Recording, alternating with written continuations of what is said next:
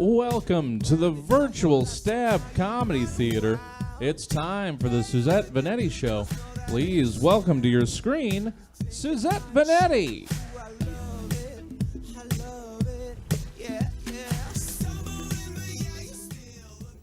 Hey everybody, it is 7:04 on June 21st. It's a Sunday, so whatever you have going on Monday, it's tomorrow. Let's get the show going. It's a good show tonight, and here we go. Jeff Croissant, a Cleveland man, made news this week for putting a sign in his window pledging to tap dance at midnight above his downstairs neighbor who has a huge Trump sign that depicts Donald Trump as Rambo. Donald Trump is not shaped like Rambo.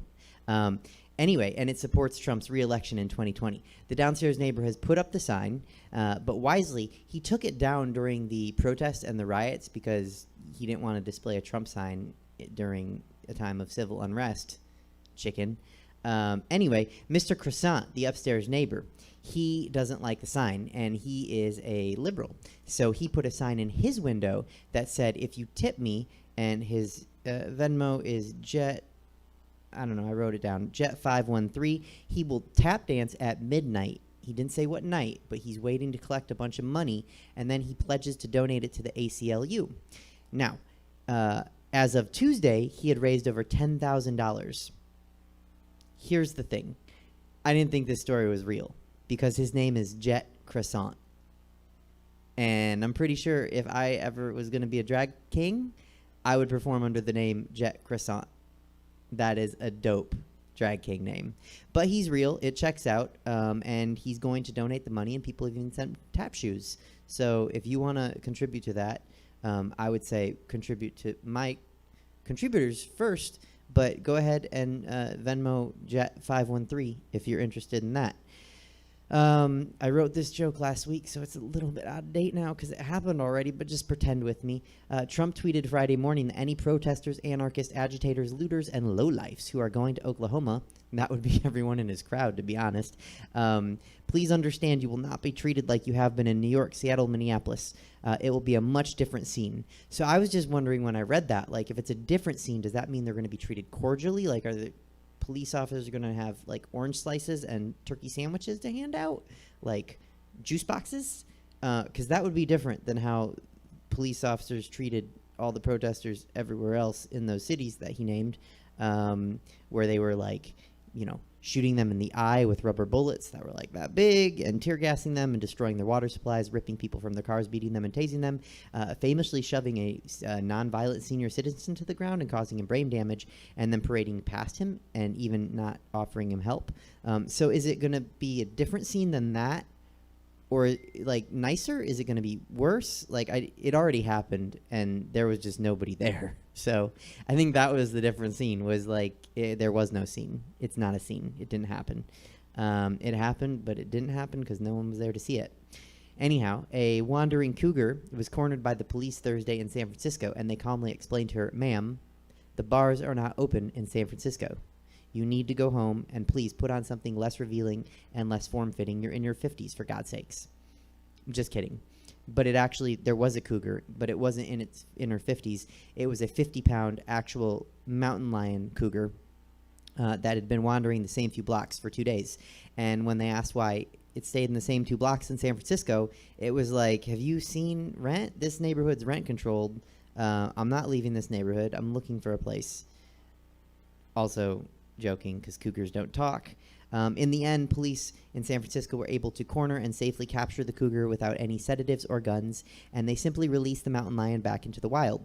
Police in Atlanta, Minnesota, and Buffalo are appalled at the SFPD's lack of violence in apprehending the jungle cat, who, by the way, is suspected of even murdering 3 kangaroos. This is all real, by the way, except maybe the appalling. I don't know. They probably are, though. Understand that they were dealing with a South Bay mountain cougar, not a black panther. That's a lame joke. Yeah, San Francisco PD is pretty cool, I think, in terms of how they treat people. And so that was the point of the joke. When I did research for the joke, I Googled racist police chief to try to blame one of those police chiefs. But there's a slew of local police chiefs getting fired everywhere for doing and saying racist things. So it's happening, guys. Like, change is happening. Just like comedy. Some of the bad ones are quitting, and the good ones are coming to the top. Don't judge my jokes.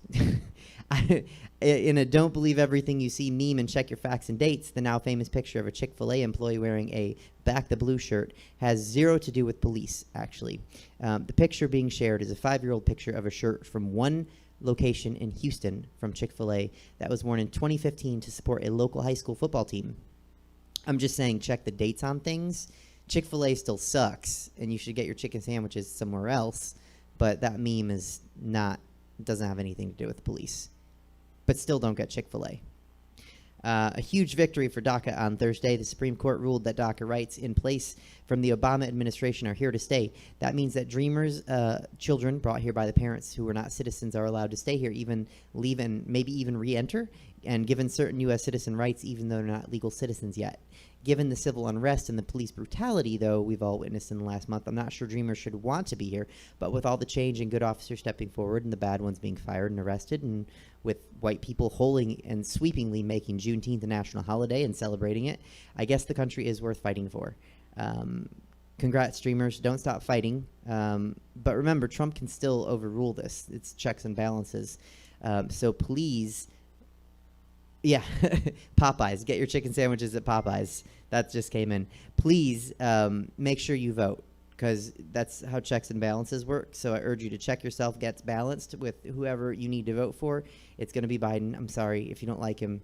Just get centered and do it in November, because we need to.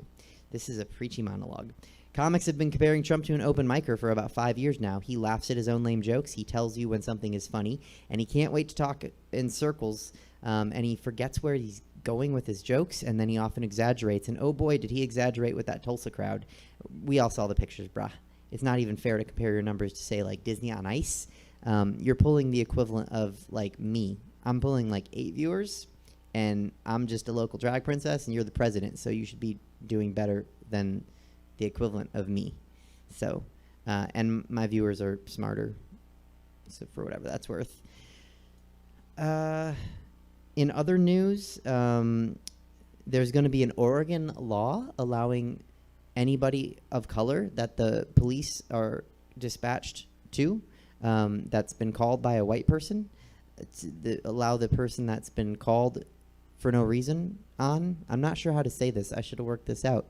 So if you're black and the police are called on you and they come to you and you weren't doing anything and it was some white person just calling the police to get you in trouble for no reason, you can now sue them in Oregon for up to $250. That's the best way to say that.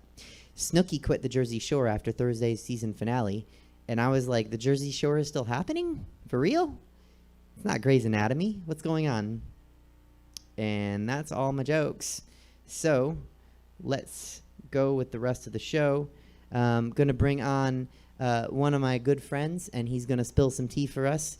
Let's bring on Clifton Ellison with What's the Tea? Hey, how you doing, Suzette? I'm all right, Clifton. How are you? Oh, I'm here. I'm black. I'm alive.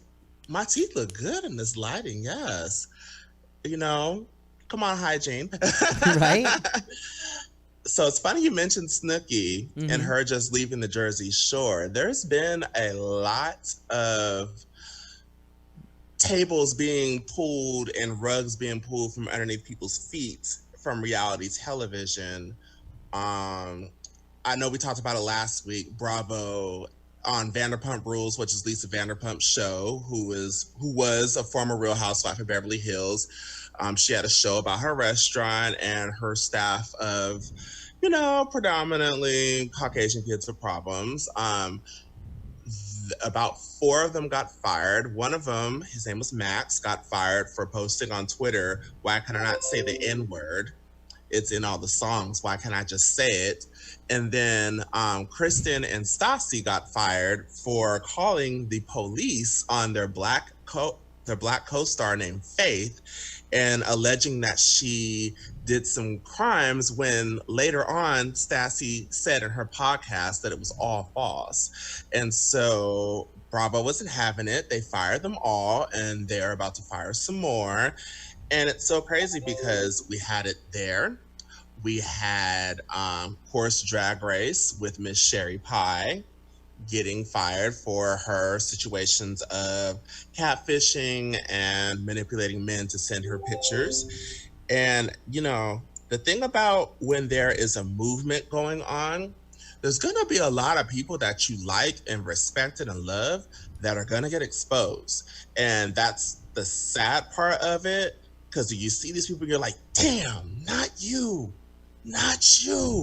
And you know, it also kind of venture, I know you don't really watch wrestling, but in the wrestling community, there have been, just this past weekend, over 20 different wrestlers, some in WWE, some in AEW, some in independent circuits, that have also got accused of molestation, rape, touching people in their sleep, trying it.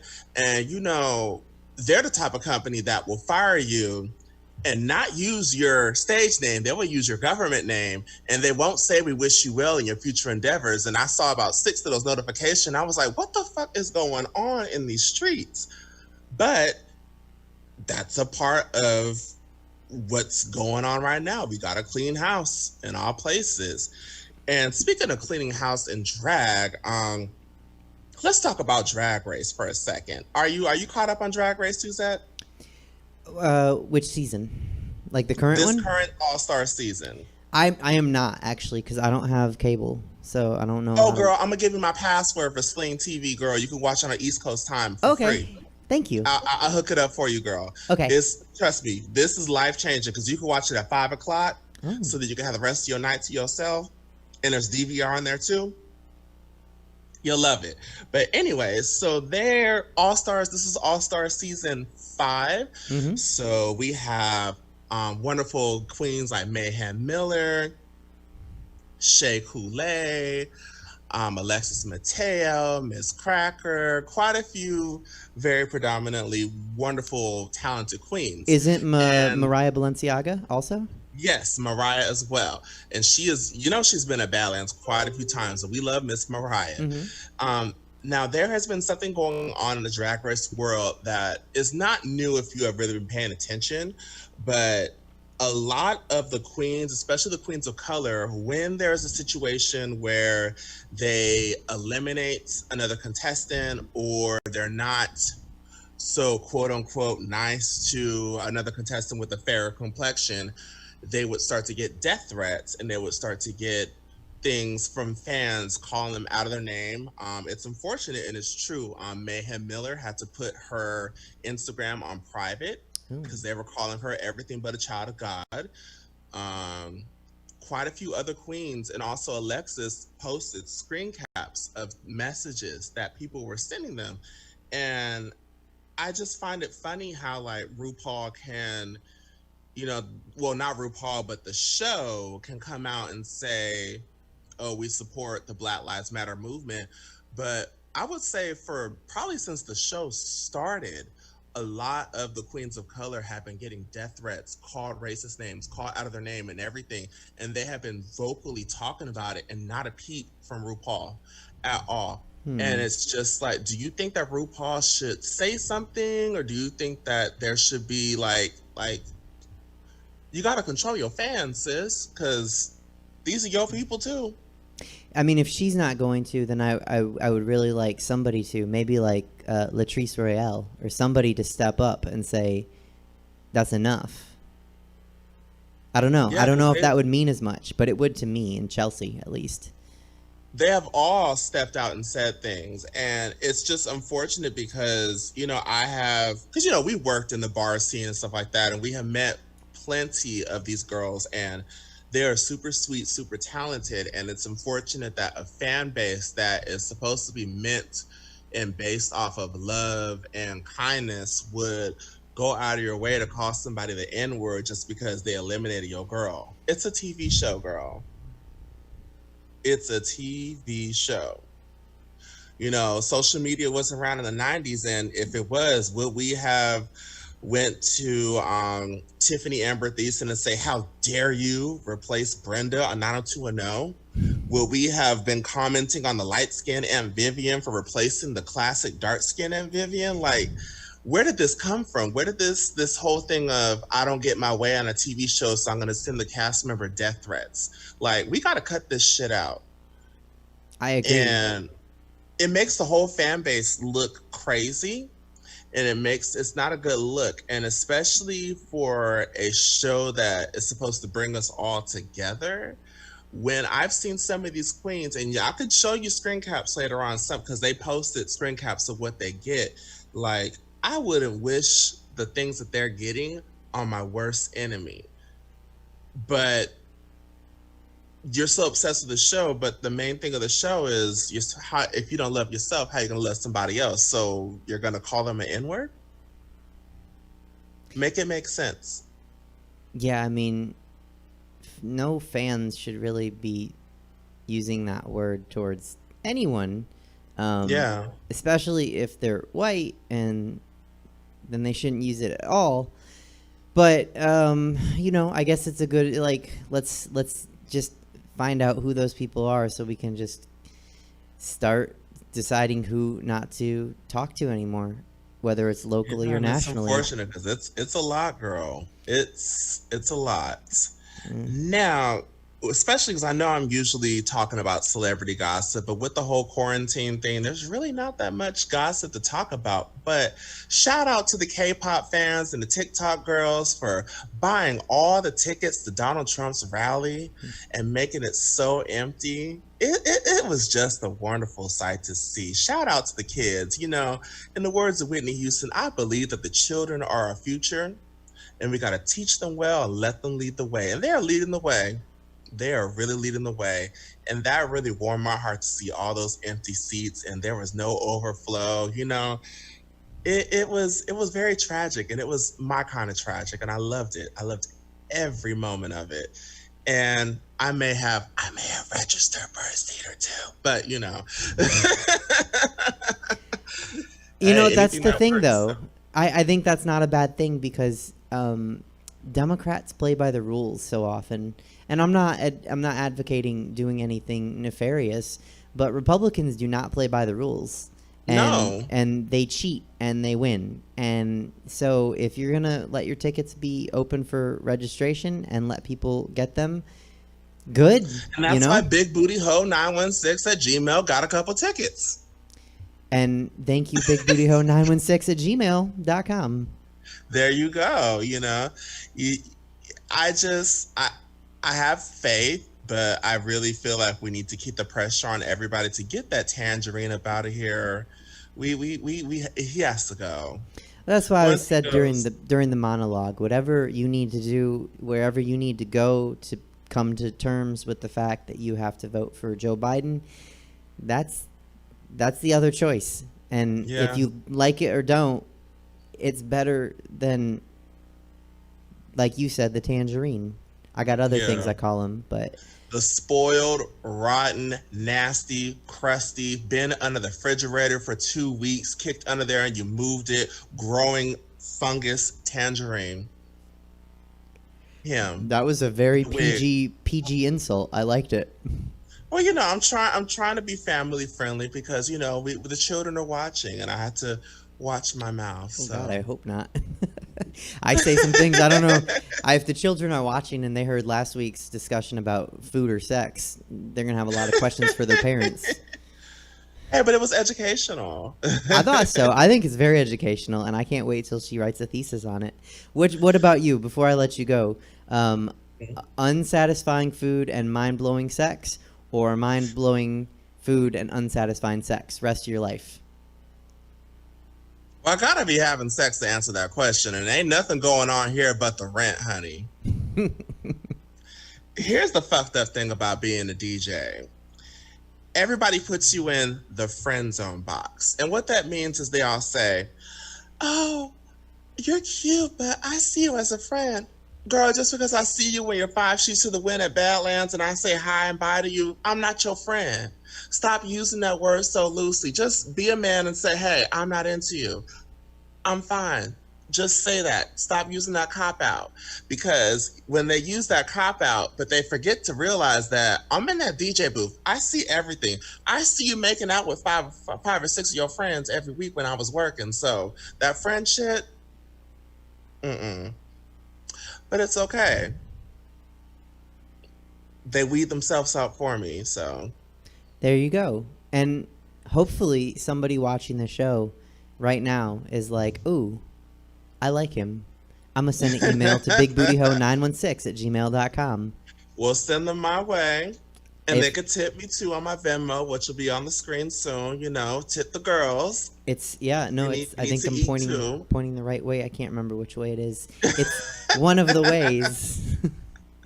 I will send people your way if anyone messages. And if anyone messages you looking for this, you know how to get to me. Exactly. Well, thank you so much for having me, Suzette. Absolutely. Thank you, Clifton. I'll talk to you soon. Yes. Bye. Bye. All right, peers and queers, that was Clifton Ellison, and his information was on the screen. So please, if you can, tip Clifton, Chelsea, me and Dave, Nina, my interview guest for this evening, whatever, David Shapiro, you don't have to tip him. Stab, if you have it, tip it. If you don't, that's okay. Just share the socials, and that's as good sometimes. But anyway, if you want to date Clifton, bigbootyho916@gmail.com. And with that, we're going to go to another big booty hoe in Newark, a great follow and one of my favorite people. In the meantime, with Mean Dave. Hello. Hey. Testicles 1 2. Can you hear me? Am I on? Is everything working? Yes, everything is working. Awesome. It's good to see everybody. You, Suzette. I know we're looking at the Twitch audience here and all that, but I don't see those people. I see the people in our Zoom chat over here. My friends who are muted and whatnot. So it's nice to see them and all that. But for everybody who I don't see, who's on the other side of the Twitch viewing, they're watching all this stuff. I don't know why I'm waving my arms so much, but it's nice to see you and not see you and all that. Oddly enough, I think it's been a quieter week, thank God, this past week. Supposedly the world was supposed to end today because somebody fucked up with the Mayan calendar. So there's exactly 4.5 hours left for that to happen. But my hunch is it's not, just because if there's anything I've always been able to count on, it is the pretty much the fact that people constantly fuck up and get it wrong. How do I know this? Because it's been 3 months, and ever since the COVID-19 outbreak, we still are no further with knowing anything fucking about it whatsoever, other than you might get sick and it could kill you if you're one of the, you know what the COVID-19 thing feels like?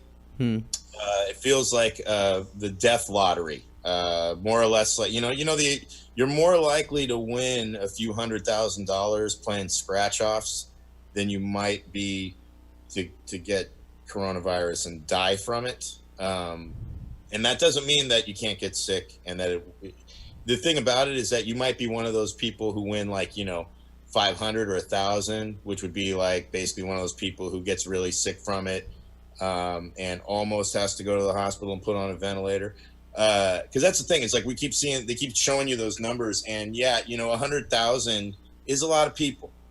There's also over 500 million in America. Last I was told a fact in a news article that I barely remember.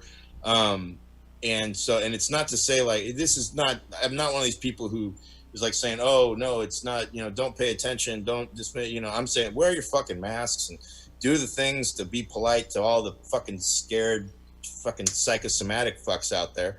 But that doesn't mean you need to fucking panic. Right now, one of the biggest one of the things, I actually saw somebody nervous about this, was the plume from flushing a toilet, saying that because it may be in your feces, that coronavirus could be in your feces, okay, and that if you take a dump and flush the dump And then here's what I don't get. Okay, they say that maybe the toilet plume, which means just like whatever the mist of droplets. All right, you know how droplets has been a fucking word that's just now disgusting ever since this whole thing started. Never ever heard the word droplets used as much, and all of a sudden now, and I'm just thinking, it's just when they say droplets, it just sounds like there's invisible jizz in the air, but it's tainted, and jizz also, by the way, coronavirus, it's in jizz too. So it's like all these different, you know, of course, because if you're sick, yeah, it's going to be in stuff coming from your sick ass. But what there was an article, and this is what I love, is when the word may is in the article. It said coronavirus may appear in the plume after flushing a toilet. Okay, so if you're flushing a toilet with feces that may have coronavirus in the fecal matter, you flush it, somehow now there's like this tornado mist that comes up from the toilet that now permeates the room. And here's what I don't get. Here's how it's if you already have the coronavirus and you're the one taking the shit, right? Hopefully you flush the shit and you deal with that plume yourself.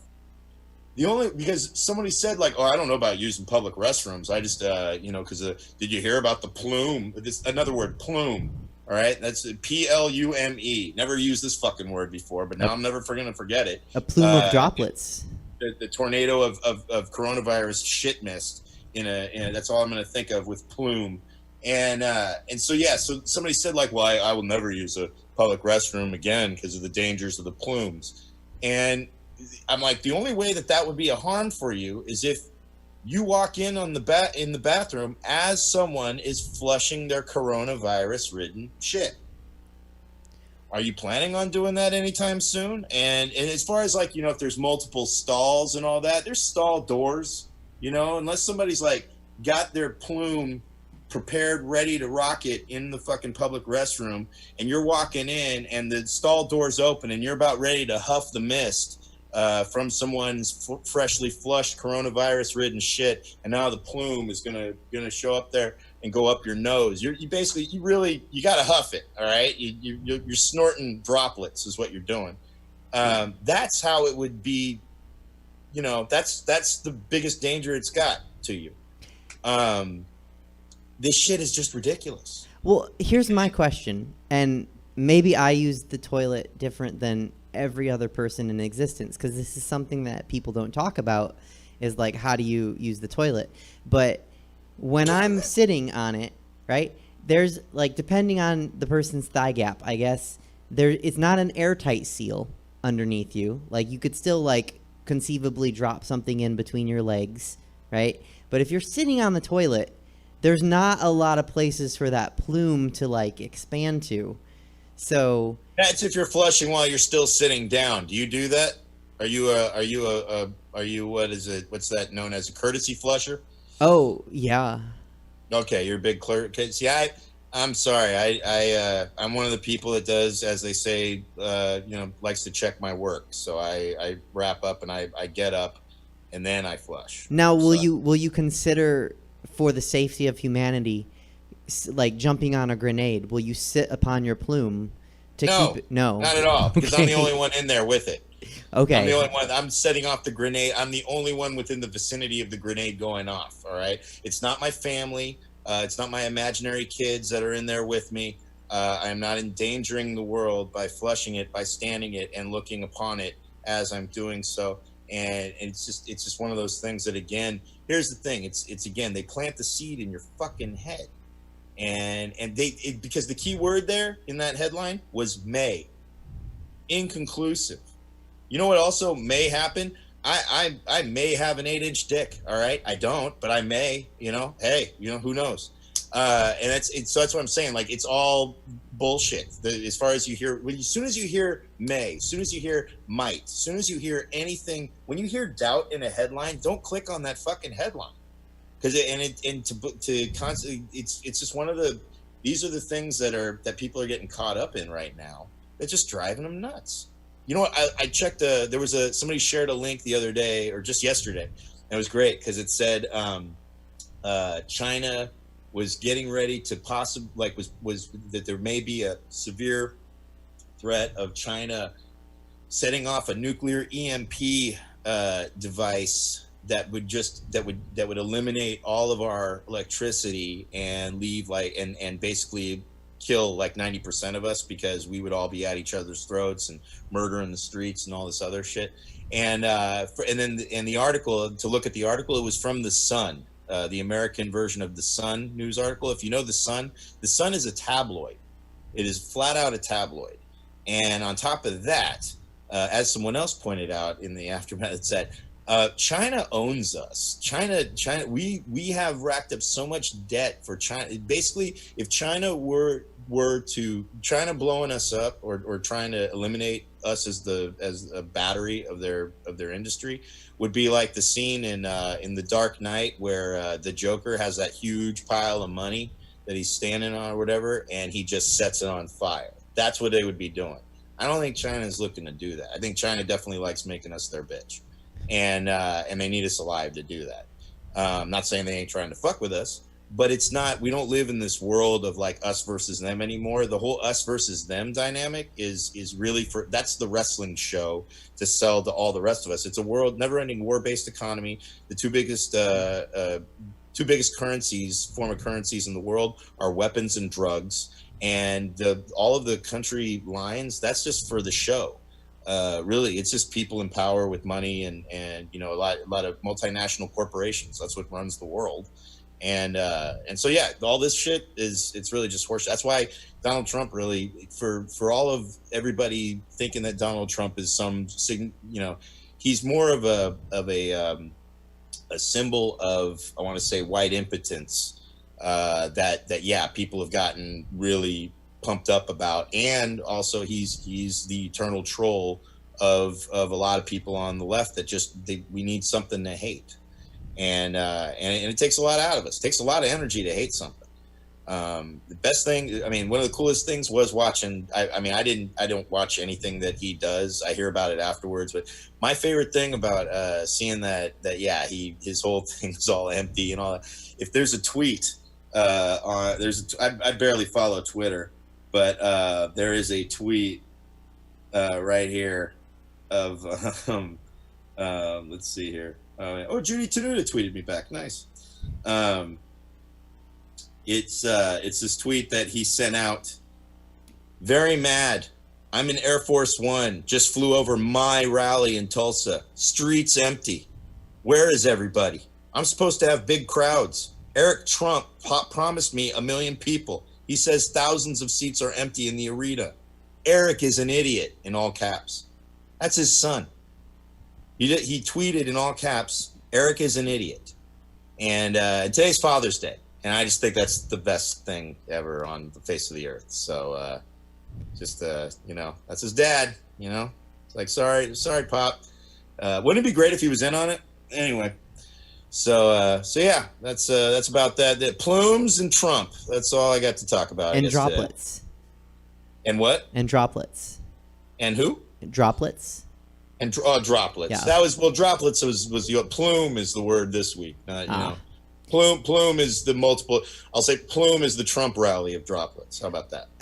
That works. I would also say tabloids like the Sun that you mentioned. Yeah. Sounds like a plume of shit itself.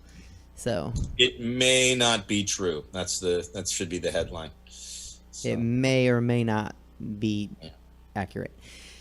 All right. Well, thank you, Mean Dave. Thank you. Yeah. As always. Talk to you later. Talk to you soon. See you next week. Bye. Bye.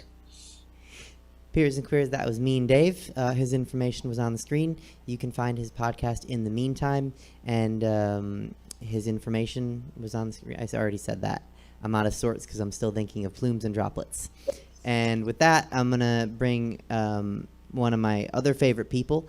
There's no name to this segment. Chelsea Bearce. Hi. Hi. How are you?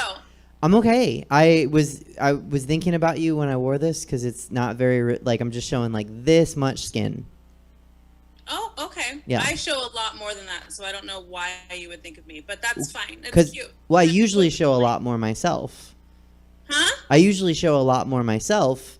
And why are we being so modest today? Why is it modest today? because I thought it was more. I thought this was a bigger gap, and then I put it on, and I was like, oh, this is just literally like I could get a burn there, and no one would even know. Yeah, that's a pretty disappointing peekaboo. But thanks for bringing it to our attention. Oh my God. I know this segment is always super weird because I have no idea what I'm going to talk about. Last week we did talk about food and sex and it took us over the edge. I mean, we were talking about that continuously for multiple days. It was a very good question, if I do say so myself. But today I actually want to talk about a show that I did last night. I did a show with Mean Dave last night. And I was very, very excited because it was my first time back on stage in 3 months. So it was a big deal. It was a big deal because entertainers are hurting, but things are starting to open up, you know? Mm-hmm. So did you see my post? Did you see my post about what my show was last night? I did. I was going to pretend I didn't. So you did a show, an outdoor show. I did. In a parking lot. Yeah, let's call it a drive-in. That sounds better. You're right. You're right. But yeah, it was in it was at a drive-in, and everybody stayed in their cars and just kind of lined up in rows. And there was a stage right in front, and then we were also projected on a big like drive-in screen. Oh. Okay, and then our voices were broadcast through the radio, so they could hear us right in their cars through their radio and see us on the screen. It was great. It was like watching a drive-in comedy show. That's exactly what it was. Okay. So I was a little bit nervous about this show, just because, you know, you still don't see people, you know, it was kind of like doing a show on Zoom with like black squares, you know, people who won't turn their video on. But the way that people applaud is with honking and with flashing their lights. Okay. So the flashing lights sounds like it'd be cool. The honking, does that kind of throw you off? I mean, not really. I mean, you experience it once and then you're like, okay, I get it. You know what I mean? Like, it's like when you get laughter the first time you do stand-up. It's like, that's what happens? Oh, okay. So it's kind of, you know, you get used to it. You know, and there was still like the crew people that are outside. So you hear some people that are outside laughing, and, you know, there were some people standing outside of their cars, so you could hear actual laughter. It was just really cool to do stand-up again, but it was a very unique way of doing stand-up at a drive-in theater. It was kind of cool. Do you like it more than Zoom? No. I mean, I would kind of put them in the same category. You know, it was nice to be outside and to hold an actual mic as opposed to sitting on my bed screaming at my laptop. But I mean, it was like, if you do comedy, you do comedy. You know, this is just the new normal now. But that opens the door to a discussion that I wanted to have with you of, you know, the world is starting to open up now. You know, this week I'm going to be at Sacramento Punchline. We're going to be like, I mean, it's like things are starting to open up a little bit. But my question is, do you think we're ever going to open up the way that we were? Or do you think some of these shows that we're doing, like these different types of shows, drive-ins or Zooms, do you think some of that shit will stay because people are so used to how accustomed we are to staying at home? Okay, I think mostly it's going to go back to normal. I'm interested to see what happens at Punchline, so I might stop by or keep me posted. I'm curious to know if like people are going to come out and if they're going to want to leave their home, if they're going to feel safe, because like Vegas is opening up, so shows are happening in Vegas, and like a bunch of my friends are getting dates to like travel and, you know, do shows, you know, weekend gigs and this. And, you know, the clubs are not full. You know, they don't have full staff back. You have to take your temperature to get in. You have to wear a mask until you're sitting down. And, you know, it's just like, are we opening too fast is probably one question. But also, do you think people are going to be too scared to go back to, you know, filling up arenas and filling up comedy shows, you know, the way that they were?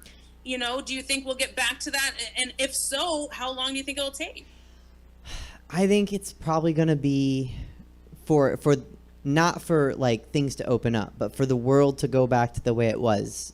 I think it's probably going to be sometime maybe after the new year, because you're going to have a lot of people who, like me and Dave said, a lot of people who are panicking, and they've never dealt with. So what I'm noticing is a lot of people are having anxiety for the first time. They're experiencing, you know, because like all my friends that have anxiety disorders, they're mostly okay because they're used to this. But people that have never experienced anxiety are really starting to think twice before they leave their house. And so I think the better shows are going to stick around on Zoom, and they're going to be broadcast. But I don't think by and large that's how everything, because people like live entertainment. You know? They do. They 100% do. But I'm also, to play devil's advocate, I'm also just kind of understanding how accustomed people are to staying at home, and how they're like, you know what, we have adapted. You know, DJs can do sets online, and we can pay to get that link, and we can, you know, listen to them. We can do stand-up comedy shows on Zoom, and, you know, they can still interact with us, or, you know, we can do this stuff. So there's ways of making it work because we've had to make it work, but also people are, you know, used to now staying at home. Granted, there's going to be a percentage of people who are like, I can't wait to get out of this fucking house, and I want to go see real people and be in a venue and order a drink and just exist out of these walls. But there's some people that, I don't know, they might be like, you know what, this is actually kind of dope. I don't have to wear pants and I can still watch stand up. Like I'm with it. I think it's going to impact the workplace more. I think more businesses are going to say like, oh shit, we've been paying for that overhead, and we didn't, like, can we trust you to work from home, Suzette? And I'll be like, sure, whatever. And then I won't have to go to the office anymore. This is assuming I worked in an office. Okay. Yeah. Okay. I think that's. I don't know if you were talking. Were we talking about the same? Yeah. Well, I think so. I think it is going to affect the world. I think people are going to want to stay home, but I think more for work. I think for socializing, nothing really beats being with other people. Like, I am excited to actually see you in person at Sack Punchline if I can make it. Right. And my temperature is okay. True. No, and you're talking to someone who does, like, I thrive off being in front of an audience. I mean, you know, with singing, with acting, with, you know, stand-up, I thrive off being on a stage in front of people performing. That's my whole life. So I totally get it. My fear is just that it won't go back. Like, even in your opening monologue, you said something like, you know, the bad ones are being weeded out, the good ones are coming forward, stuff like that. Like, you know, like a lot of comics that I know have not stopped working, which is great because we're making it work for ourselves. We're using the quarantine to the best of our ability so that we can all fucking thrive in the shit show that we've been handed. But my fear, and I don't know if it's logical or not, but my fear is that, you know, it won't go back to what it was, and live entertainment, you know, will be, sure, it'll be on the incline, but it'll be a very slow incline, and that scares the shit out of me. I think as soon as they get a vaccine for it, I think we'll be fine, and everyone will go right back out. Because it's been 3 months, right? And I mean, so that's a summer, and people are used to summer things during the summer. Right. And then the winter comes everywhere except Northern California and Southern California, and then you have to go back to, like, you know, winter. So I think people will be fine once they get – it's like I said, it's an anxiety thing, and once they realize they're okay, the fear is going to – or maybe when we have more information. You and me and Dave are kind of inspiring me. I might try to have a doctor on next week so we can learn a little bit more about this. Oh, that'd be good. Yeah. I think I'll do that because – like, we don't know what's happening, and there is so much misinformation out there. Yeah. No, it's true. And actually, it's funny because, you know, Dave was talking about, you know, like the virus and stuff like that. And I was like, well, I'm just going to be talking about entertainment. But my conversation is completely stemmed from the fucking virus because I'm like, oh, you know, I don't know what's going to happen. And it's all stemmed from the virus ruining the fucking world right now. So it's like, anyway, so I wanted to get your take on it because it's something that I have been thinking a lot about since I did my show last night.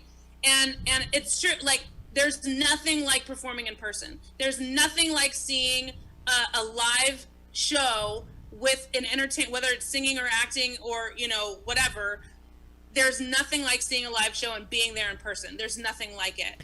And I think there was a fear that, you know, that was going away. So the fact that it's coming back is great, but it just opens up a different fear of, you know, are we really going to go back? Is it going to be the same? Is it, you know, so that was just something I wanted to open, you know, the doors and talk about. So, well, I'm actually, so when is your show at Punchline? Well, I realized in the middle of this interview that I wasn't supposed to announce it yet, but okay. It's on Wednesday. If I ruined it. I pray to God, Live Nation's not watch this, but I think it's on Wednesday. It's on Wednesday. So if hypothetically, if you had a show there next week, and then our show is after that, I'd be curious to come back to this topic with you and just talk about like if there was a crowd and what it was like. Yeah. Cool. Absolutely. Okay, I have more thoughts about this that I want to talk to you about privately. So I'll message you later. Okay, I can't wait. And just so everyone knows, Chelsea and I did a 53-minute Instagram live about sex or food last week. So if you're not following at Chalknilla or at Miss Suzette Veneti on Instagram, you're missing out.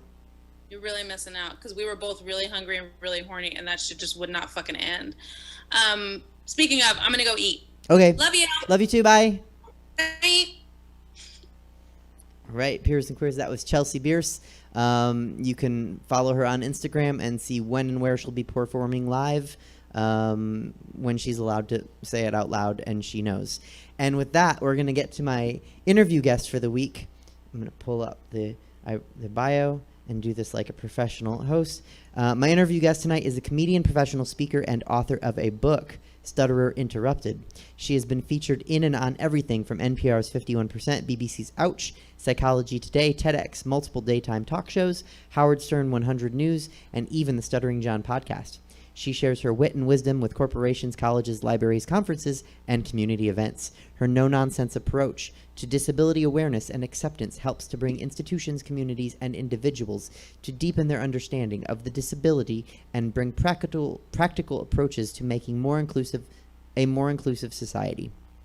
Peers and Queers, Nina G. Hello. Hi, Nina. How are you? I'm okay. How are you? Good. It's great to be here. Thanks for having me. Thank you so much for coming on.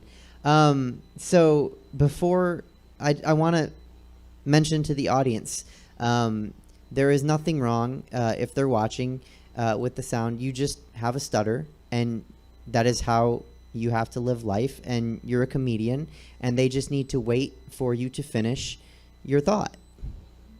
But if they have shitty internet, that's on them. So I know the two can kind of clash. For sure. So check your internet. It could be your internet. What have you been up to during the pandemic, Nina? I've been up to being right here for a lot of it. So in terms of comedy, I performed once, and that was at the Comedy Drive-In the very first night that it was happening.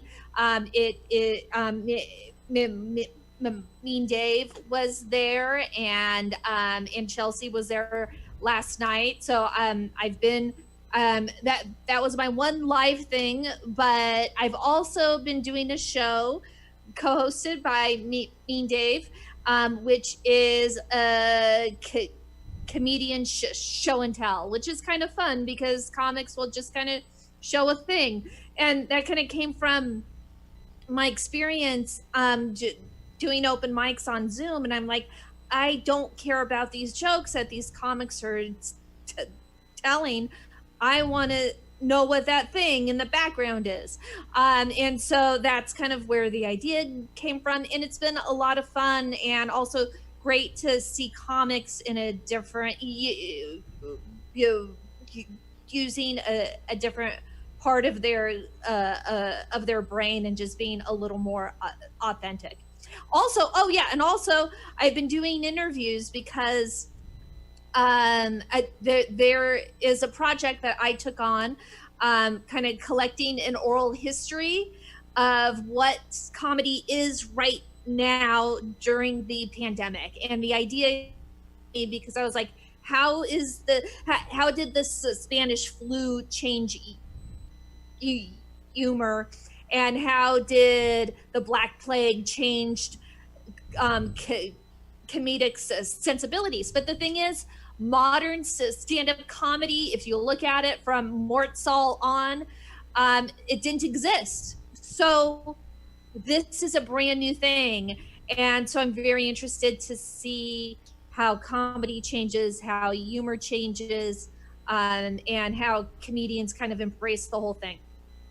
Interesting. I want to talk about both of those things. I'm going to start with the show and tell. What has been the most interesting item that a comedian has shown and talked about? Let's see. There's been a few. It's really is hard to pick one. I mean, it's the grossest one was Teddy Hall, who shared of a dead mummified fetus pig. So and a friend of mine who had never been on a show yet, she like came in exactly at that time, and then she saw the mummified pig and just left. That was it. I didn't see her again after that. So that was like that was a remarkable share. But I gotta say, one of the ones that really stuck out to me was Coral Best, who shared an unused colostomy bag, and she has that she posted, and it's on YouTube, and it was her first time sharing that, and it was a show of just the disabled comics, and she just was super open about it and cute and just like charming, and talked about how her poop goes in a bag. I can't see what. Oh, and also Dave is holding up a sign saying my dick museum, because I shared that for Father's Day. In honor of Father's Day, I thought it would be perfect to share some of my pictures from the Icelandic Phonological Museum, and I think I just said a sound instead of a penis. No, phallical. I don't know. They gave it a weird name. It's a penis museum, and so that was, a share that was close to my heart as well. Close to your heart and close to someone else's groin. Yeah. Shout out to Coral Best. That sounds like a really cool show and tell. And lame, low-hanging joke for me was the friend that walked out on the mummified pig fetus. Did she happen to be Jewish? No, she Okay. wasn't. So it wasn't like a kosher thing. That's a good guess. It was not kosher, no matter how you looked at it. So let's talk more about comedytimecapsule.com. You mentioned that project, and that's where, and if my viewers don't know, like you said, stand-up comedy is maybe correct me if I'm wrong, 50, 60 years old. Like, one person on a stage telling jokes is not, it's like maybe younger than Alaska. So it just hasn't been happening forever, and you're documenting this. How did you decide you wanted to do that? I was stuck in the house and didn't have anything to do, and was like, and it was hard to write jokes. It's hard to write jokes in a pandemic because living life. But I have, it's when things get tough, I intellectualize. And so I have been intellectualizing comedy since I was in college. So this was, or even high school. So this is just on a continuum of the very thing that I love. And also there are projects such as the Disability Visibility podcast and project, which was done by Alice Wong led by her, and she collected the oral histories of people with disabilities, and it wasn't like, you know, this super famous person. It was everyday people, and I just find it very interesting to be able to capture a person's story while it's happening, and also what people think will happen to.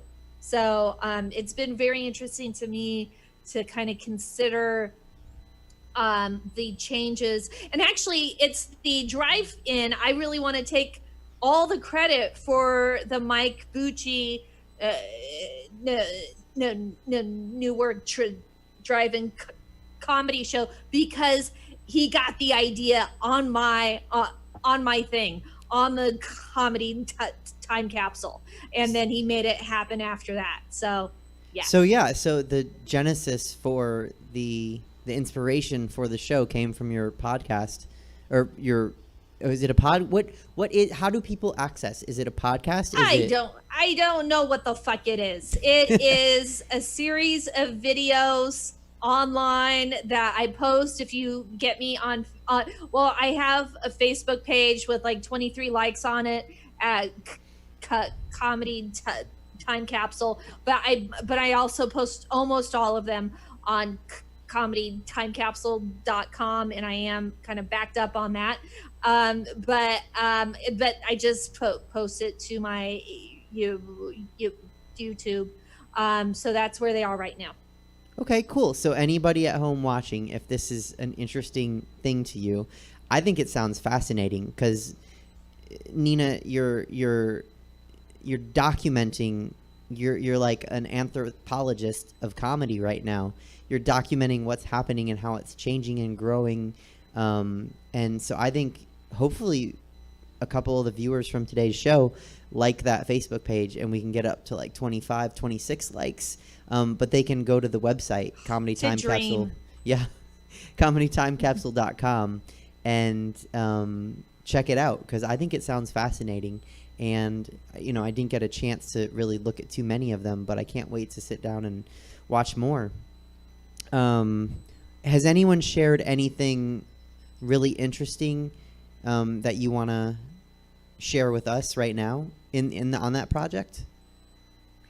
A couple of things. One is from Dave, who classified the quarantine as, and Dave is still there. Can we ask him? Because I don't want to get it wrong. Can we ask Dave? We'll put him over me. So the viewers can't see him because he's in our Zoom chat, which is our green room. Yes. But we're going to put him on screen over me, and that way... Oh, he's just audio. Okay, cool. Yeah, I can. Okay, what did you need me to say, Nina? Were you listening, Dave? I have, but I didn't. You were saying I'd classify the quarantine as something. As the comfort zone, that thing. What did you say? Oh, that's right. Oh, I said the fact that the shelter in place pointed out, exposed the strangest way of people being out of their comfort zone was being in their comfort zone for too long. Like, that's fucking hell of smart, right? Like, that to me was exactly the kind of anxiety people were experiencing that first couple weeks when we were in the quarantine. So I like that one. That was one of them. But do you want to talk about that one before I go on to the next one? Well, I mean, do you understand what I was? Do you understand it, Suzette? I do, totally. Yeah. Well, it's fascinating to me, just that concept. It didn't take long either. Like, I mean, it was like a week. Oh, like, God, it was so fast. We were like, I have to be in my. What do you mean? I got to be home for Like, it was just really. It's kind of the same thing with these masks. It's more that people just, and this is Americans. What's inherently American is like, we just don't like being told what to do. And also we also sometimes aren't the most collectivistic culture, where like maybe you do something to protect someone else. It's not about you, it's about other people. So there's that too. I call that we don't have a really strong sense of cultural self-respect. There are people that do, and I mean that's the thing. I think it's not even.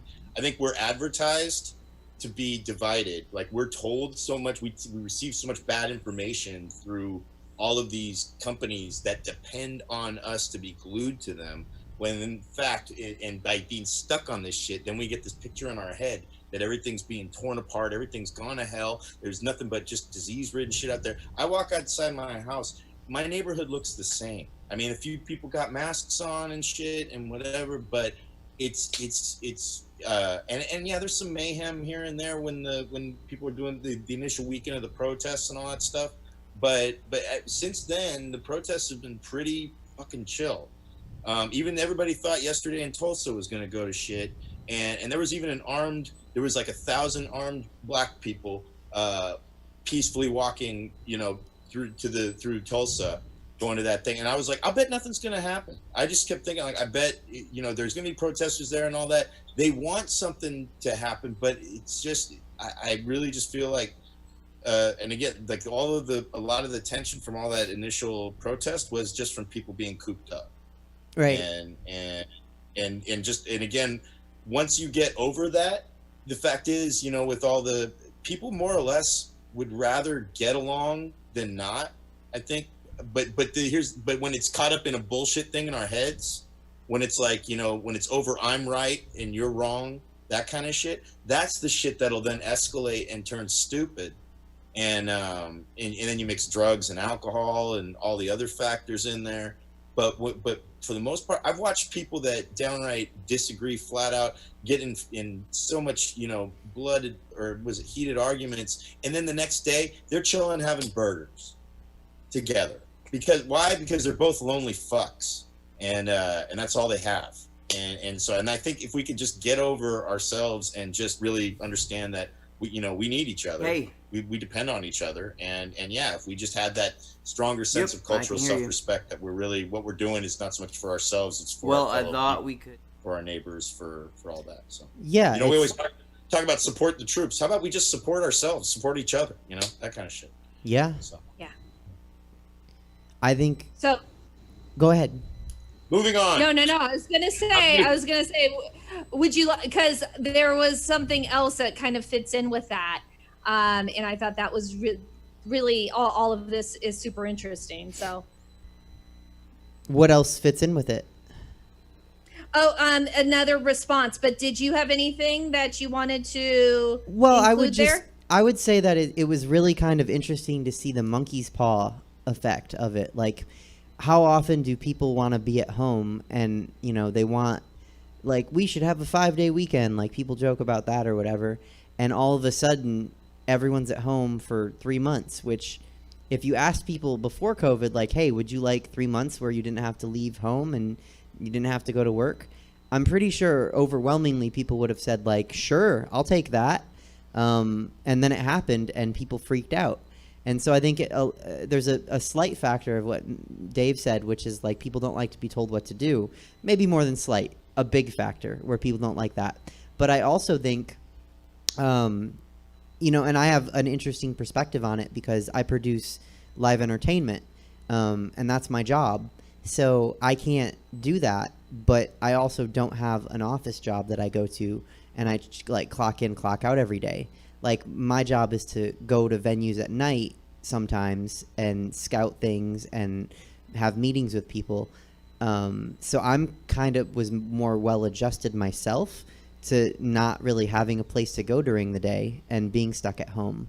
And so that it was because I have that perspective, I was able to look at other people and be like, oh, I remember what it was like when I, didn't have to go somewhere, or when I couldn't go anywhere and I just had to be at home. So that's been interesting to watch for me, but I don't know if that's interesting to anyone else.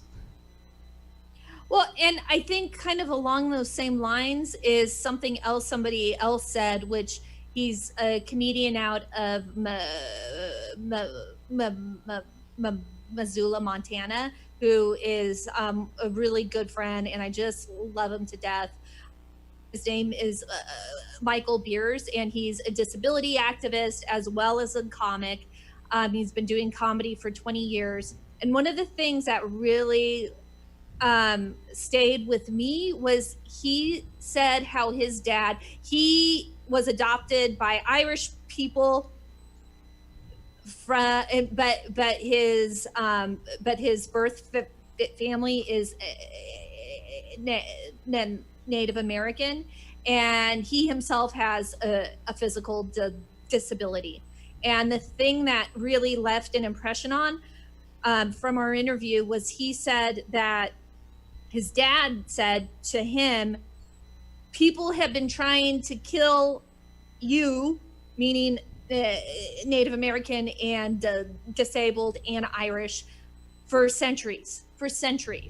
You've already been through this. You already have the tools to adapt. And so you know how to adapt to the pandemic, in spite of people saying that it's not true, in spite of people not wearing masks and putting your health at risk. And that adaptation and that resilience is a tool that is in him biologically. It is in his DNA. It is in his collective unconscious. And for me, you know, just kind of like bringing out the adaptation that the disabled community has had for years is the thing that is going to get them through this. And also the thing that I think able-bodied people could borrow from us. They could borrow that, you know, it's working from home. That's what disabled people have been wanting to do for fucking ever. And now we are doing it as an accommodation to able-bodied people. It should be an accommodation that has just been like now it's a mainstream thing. In the past, it's been like, well, we can't do that. That's not real work. Apparently, it is real work. So the ways that disabled people have always wanted to adapt, or how they've adapted, are just good practices for everybody, especially in a pandemic. That is a very fascinating point. Thank you for making it. You're right. I mean, it's like, if you're struggling with this, look to your disabled friends, or like I mentioned, anyone with an anxiety disorder. They probably have tricks already. And then just to kind of reiterate what you said, maybe not reiterate isn't the word I want to use, but it'd be so interesting if disabled, you know, workers are suddenly given something they've always wanted going forward, because now we've proven we can do it. Yeah, no, and I think, you know, Chelsea's point about is are we going back to live shows? And I think eventually it may be that we go back to live shows, but we also diversify our outreach to the world in different ways. And I think in comedy, that's something that we might see more of. Interesting. How so? I think that, like, me and Dave have talked about, when are we going to stop with the show and tell show? People like it, and it's fun, and comics really enjoy being on it. And that is the thing, is that if a comic enjoys being on it, then it's a good show because it holds their attention, and comics don't always have great attention spans. And so if they enjoy it, then that's great. But when do we stop that? We might not stop that. We will see how it goes, and it may morph into something else. But I think it's important for us to kind of stretch who we are as comics, and that's why I wanted to do the time capsule, because I kind of find people in the midst of that, of how they're stretching themselves and what to do. And some comics are making better money now than they are when they don't have all this. So it's an interesting place to be. I definitely can't say I'm making money, but I think that I'm always looking for things to do outside the box, and I don't want to use the term skin the cat, but there's always different routes to the goalpost. And so often what I've encountered in stand-up comedy is people get really upset if you take a different route than they took. And I don't know why, because they didn't have to take the route they took, but people get so focused on this is the way you do it. And it's like, or not. or you can be creative and you can document what's happening during a pandemic and do a show and tell show. And I think that's really great. And I'm so excited for you to share these things with all my 8 viewers. And hopefully they can see that comedy isn't just about, a setup and a punchline. There can be humor in a colostomy bag. Oh, definitely. Especially. Okay. Let me see. Go back to my list here. I like that we went off-roading there a little bit. So at this point, anyone watching understands that you have a stutter and that you're a comedian. What does it mean to you to be a comedian with a stutter? What it means to me is, like I said, I'm a big comedy nerd. That, like when all the girls were crushing on New Kids on the Block, I was crushing on stand-up comics. Like that was my thing. And so it's been with me my entire life, ever since I was a kid. And I wanted to be a comic for a very long time when I was a teenager, but that dream died because of my stutter, because in 1991, when I graduated high school, there wasn't anybody on TV who stuttered who did stand-up comedy. So I didn't have a role model like that. And that was pre-internet, so I couldn't search it online. So I found other things, but the love of comedy, I didn't lose. And then I went to a conference for people who stutter. I came back from that, just kind of changed my life. And 10 years ago, started comedy. So what it means to me to be a stuttering stand-up comic encompasses all of that stuff.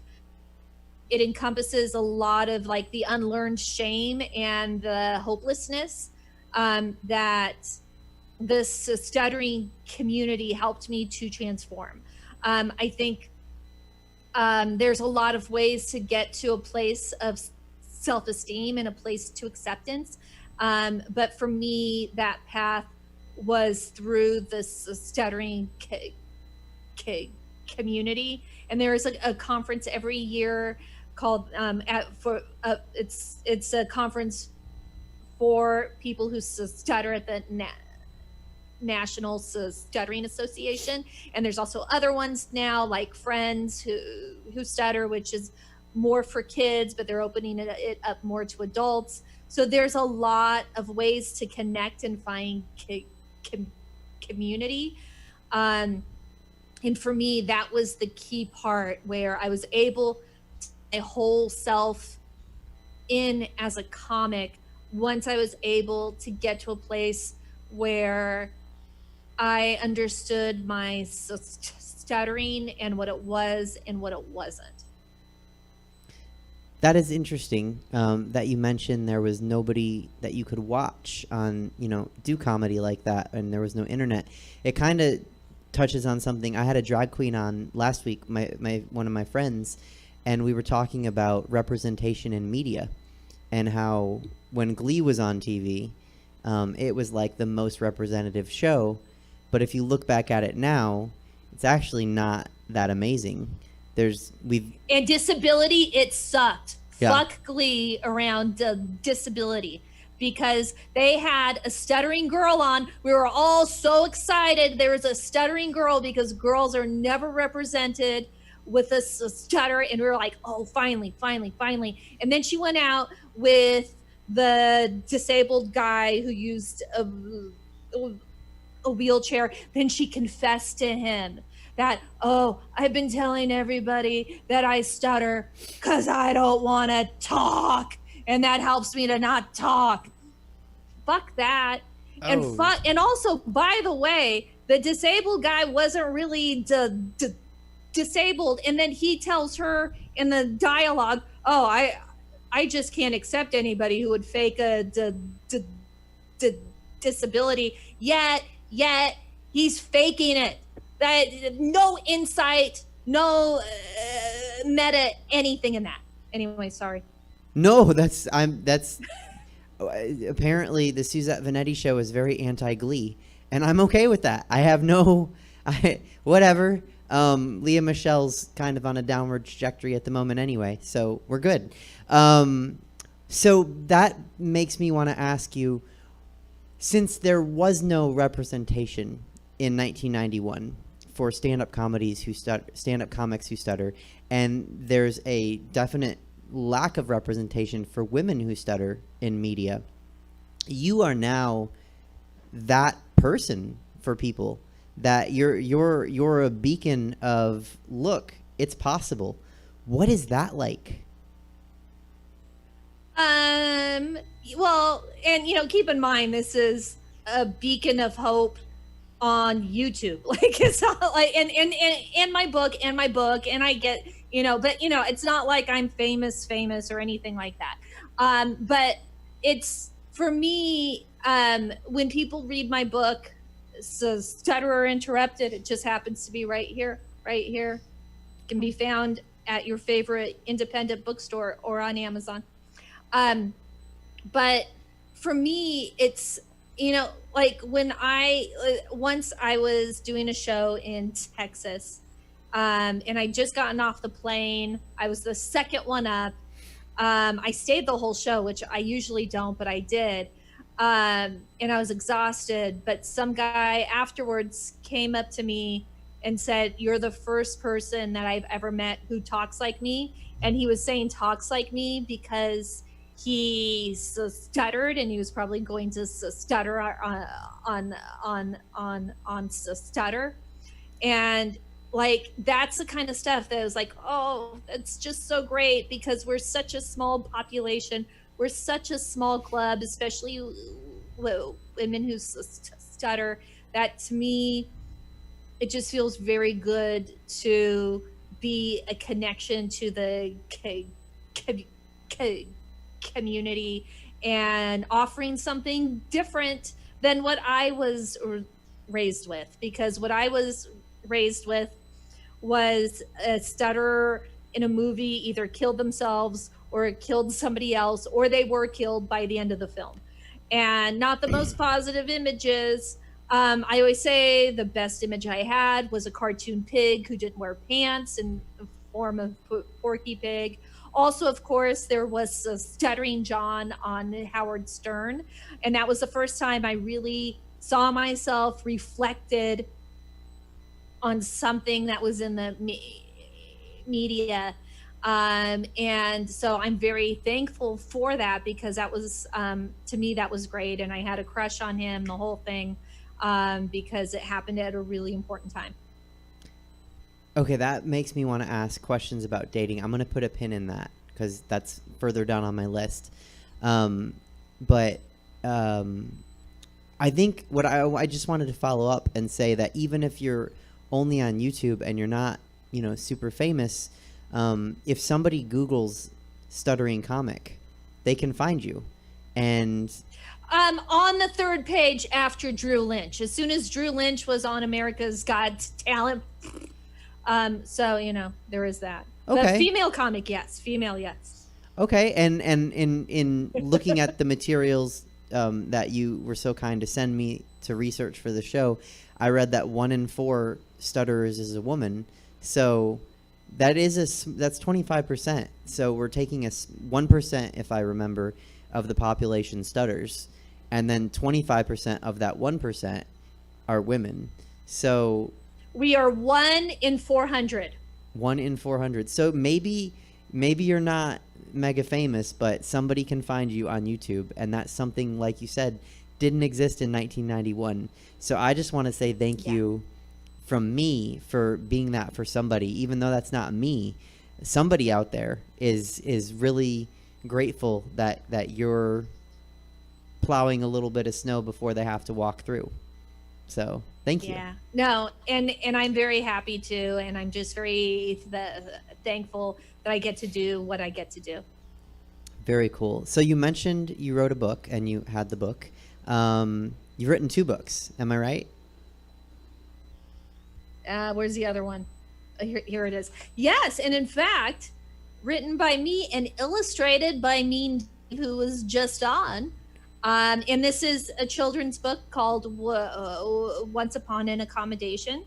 And it is about a person who was diagnosed with a learning disability and learns what that is and goes through the process of finding out more and finding out how it's connected to the general disability community, and is hopefully a way that people, so students can learn more about what they have and how they can be empowered. Very cool. And so that's a children's book, and then Stutter Interrupted, that's a longer Memoir. What kind of book is that? It is a memoir, so it is 139 pages long. So it was intended to be a book that you could read on an airplane. So that was my hope. Very cool. So ironically, even though I mentioned it at the top of the segment, we are having some technical difficulties hearing you, either because of our internet or your internet or the Zoom connection. I don't know if you want to try to maybe reconnect.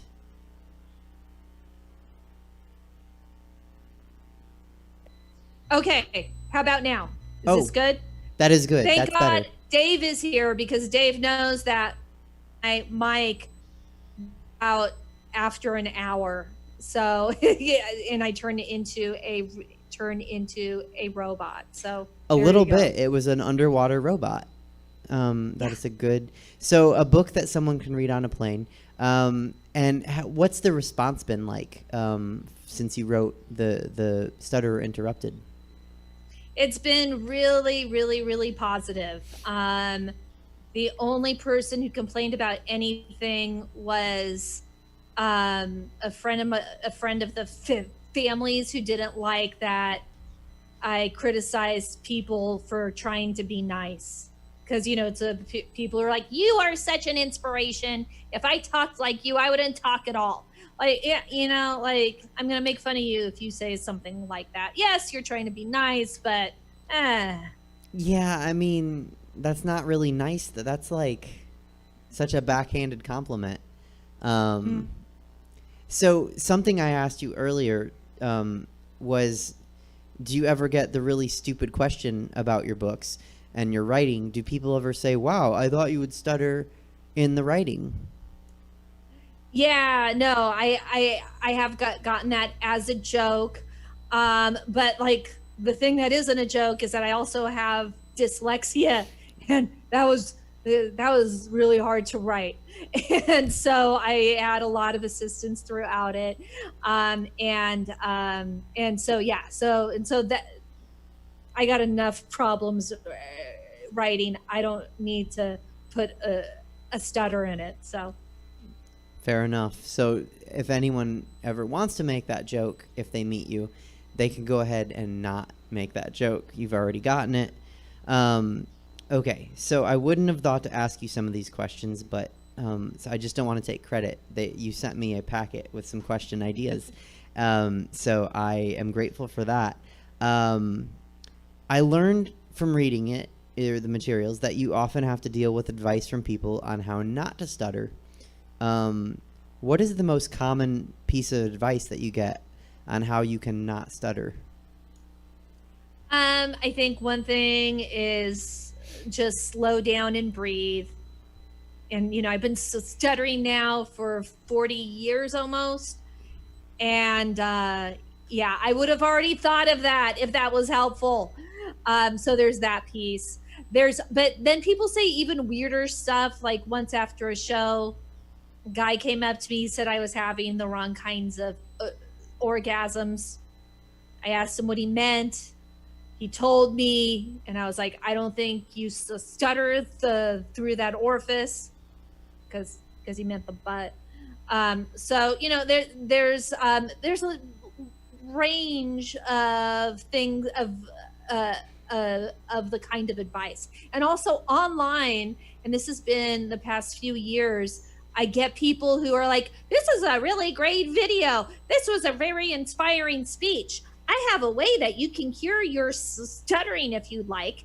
And like, I'm like, do you see anything? Like, do you get the point that that's not where I'm at? Because my whole thing is that you can stutter and still be a good communicator. And like, people just have to shut up. That's it. Fair enough. So you mentioned that you've gotten advice for where and how to have sex to help with the stutter. Would you say that's your most favorite? And when I say favorite, I guess I mean like so stupid you enjoy getting it. Is that your most favorite piece of advice to get on how to stop stuttering? Yeah, and I just want to emphasize that people think sex is like it'll unlock pathology, that like stuff will go away if you get penis or vagina or whatever you want.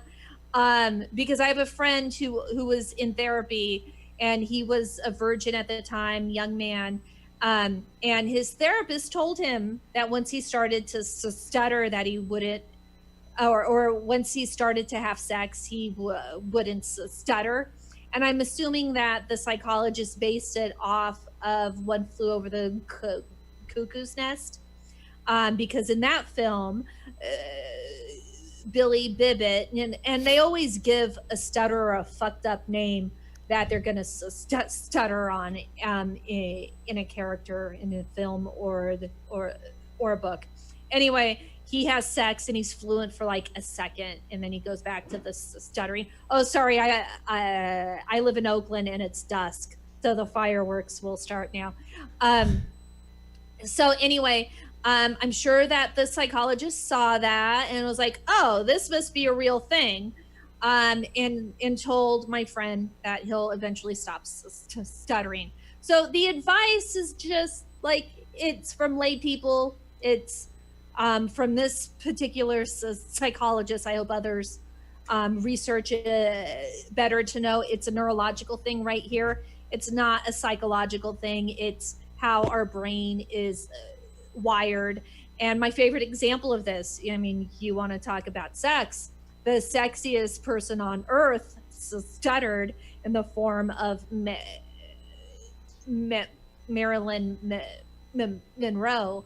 And that's why she talked like this, because if you talk like this, you can trick your brain into not stuttering anymore. And once, I did that to help explain what stuttering was, and some dude was like, oh, that's very sexy. Maybe you should stutter like that all the time. And I was like, no, I'm good.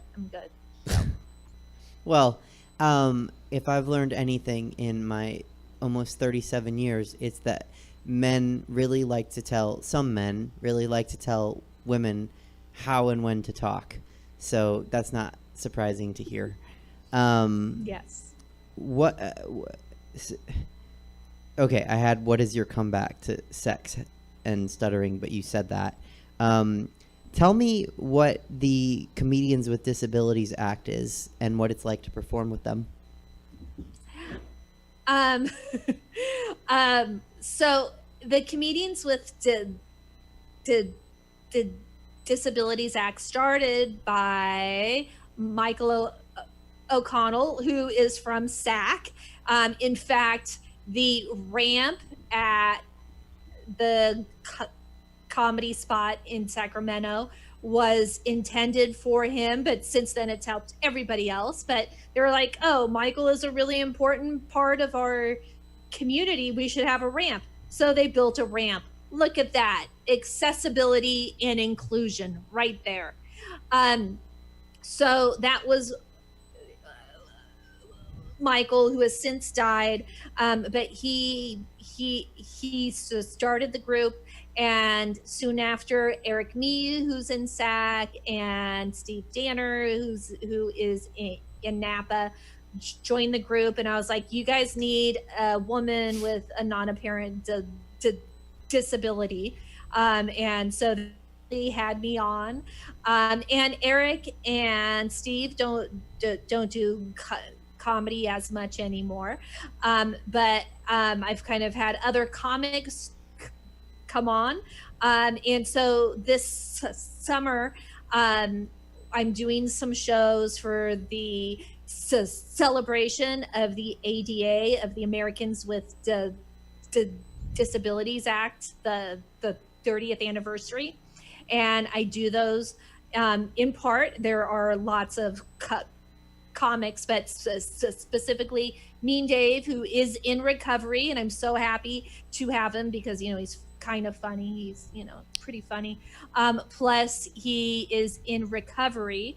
And a lot of people don't know that recovery is under the ADA. So I'm really happy that he can help to spread that message.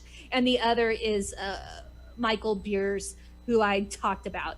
And so we're doing specifically a show on July 3rd for the Disability Pride Pennsylvania event. And they have all kinds of events because this is a really big deal. Plus, like I said, it being online makes it more accessible to everybody, not only people with a disability, but also people outside of Pennsylvania. So that's great too. That's cool. I was going to ask, is that in person or because July 3rd is coming up, so they might have to reschedule, but they don't because it's online. So very cool. And very cool to hear about all those comics with disabilities. I know Michael was deceased by the time that I started comedy, but really cool story. You've performed with other stuttering comics before. What's that like? Oh, it's so great. It's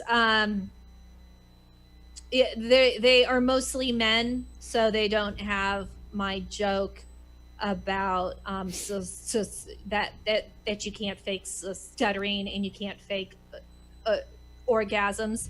So that's always nice that I have the female stuttering jokes.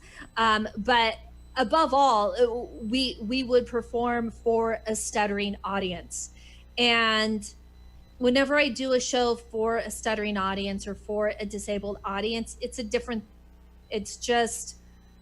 like people get the premise, like they laugh at the premise because they know that is a true thing. They know that it's a real part of my life in the absurdity of those premises. And that's where that's I guess like because of the pandemic, I don't get to do those things as much, and you don't get the same thing on Zoom. Like it's wonderful to connect with everybody, but it's still, I want to hug people and I want to stutter in front of them, and I want to stutter and drink with them, and I want to do all those things that I'm not going to be able to do this year. Well, we'll see. I'm interested to hear, how things go the next couple weeks as places open up. And I do have some friends in Vegas that have been doing shows, and so it'll be interesting. Now there's a mask rule in California. Our comic's going to have to wear a mask and talk through the mask on the mic, so I'm interested to see what happens. And hopefully we do get to go back to live audiences this year because I'm with you. I miss it. You get you mentioned you get comments online, and the feedback for your books is mostly positive, but I read that you get some negative YouTube comments. Oh yeah. I'm a female comic who stutters. Yeah. What sort of what's that again? What sort of comments do you get? Oh, lots about how weed would help. Weed, of course, cures everything. Oh, yeah. So stuttering is just the tip of the iceberg. So there's that. There's, I want to see your boobs. There's that one. Oh, clever. Yeah. There's a lot of women aren't funny. There's that one. Oh, okay. So that's not even about stuttering. I'm faking it. Yeah, it's just a misogyny thing. And actually, what was really interesting is during the weekend of the first Women's March, I got hella hits. I was like, oh my God, this is amazing. I'm getting like 100,000 hits on my video. And I was like, what is this? I looked at the stats. It was all men. And like, I kept getting all these shitty things like, this bitch isn't funny. I think like some men, not all men, we already established not all men, but some men were like, I'm gonna act out online and take my power back. And so they did it on my the videos. So there you go. Men acting out online to get power back. That sounds like the president. So what do you respond? How do you handle negative comments on YouTube? Do you even respond to them? No, I never respond to them. Never. I will only respond if somebody says something about stuttering that isn't true. So that's the only thing. And I'll only take them down if they say something about somebody else in the video or something like that. So I keep them all up. I think it's a scientific, a sociological experiment. So I keep the data up there. I was thinking about doing like a qualitative article on it, like looking at them and classifying how many are this and how many are that, how many are cure, how many are women are funny, and then trying to put it all in. But yeah, never respond. And also, like, what I always tell people is, I went to Catholic school. I'm used to this. Like I haven't been criticized. Come on. So, they can't hurt me. I've been hurt by bigger and better. Right on. That's a good thing to watch for anyone watching that might get negative criticism on their videos. I think that's a good policy. I read that you have a doctorate. How does that help or hurt you do comedy? I think it, like, as a disabled comic, I think it really helps to think through what I'm saying with a joke. You won't, like, I will make fun of my nose, this nose right here. I will make fun of my nose. But I won't make fun of my stuttering for the most part. Like, one night I might, just because it was hard to get out a word. But for the most part, my written jokes are not to make fun of my stuttering, but to make fun of the interactions that I have and the environment. And I think that comes from having a disability studies background, and disability studies is much like ethnic studies. So it's a deliberate scholarly area focused on disability, and looking at it from the point that a disability, that if you have one, it's not, how am I saying it? I haven't had to explain this on a comedy show. That the problem with having a disability isn't within you, but it's within a society that isn't accessible. And that's the problem, is accessibility and discrimination. So kind of to relate something we've already talked about, if you are in a wheelchair and you can't get up to the stage, that's not the problem. The problem is that the stage doesn't have a ramp. Yes, okay. Exactly. Fair enough. Is there anything else that you would like to tell my audience that I wasn't clever enough to think about to ask or bring up? Yeah, I think with the ADA coming up, with the 30th anniversary, I think it's important for places to celebrate that. And I think what we have is this wonderful law that hopefully the Supreme Court won't take the teeth out of, because that's always a fear.